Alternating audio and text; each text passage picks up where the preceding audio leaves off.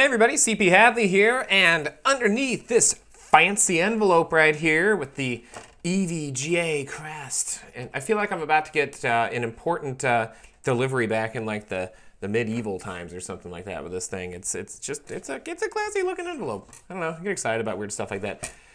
Below that is the backplate for my EVGA GeForce GTX 780. And I got this card, and the back plate was back ordered, so I was kind of bummed out about that. And I waited for it to come in, and it actually came about 3 weeks early. So that being said, I just have to get it on. You know, I know that it's totally unnecessary. Some people say that it keeps the card cooler.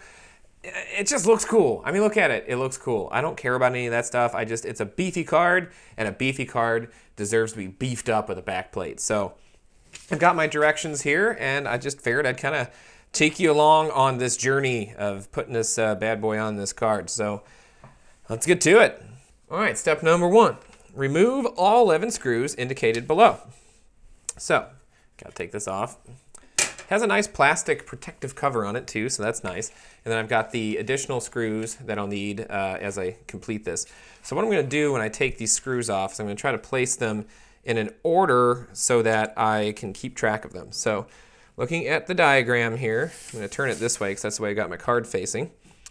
I'm going to take off this one. Ooh, they're on there pretty good. And then this one, and this one, and this one, and this one, and all of these, and then this one. So I'll spare you having to watch that in detail here. All right, so I've got all of the screws removed. You can see I kind of abandoned my system of laying these out in any kind of an order that I was gonna do. I originally decided to do that because if something went wrong and I stripped a screw, I wanted to be able to abandon ship and put them back in, but I realized pretty shortly into doing it that they're all the same size, so it doesn't matter. All right, and then just gonna go and screw all these in. I don't wanna put them too tight. I'm just gonna do it like finger tight, you know, just start twisting a little bit when you start getting that resistance. That's when I'm going to let up. So I'm put these in now. All right, just tightening down the last screw here. And then for the big grand finale, I'm breaking the directions. Said step 2, take off the back plate. You know what I say to that? I say no. I say I'm taking the back plate off my way, or the cover. Oh yeah. Ooh, that looks even sexier when you take it off. There it is. Oh, look at that nice matte black finish.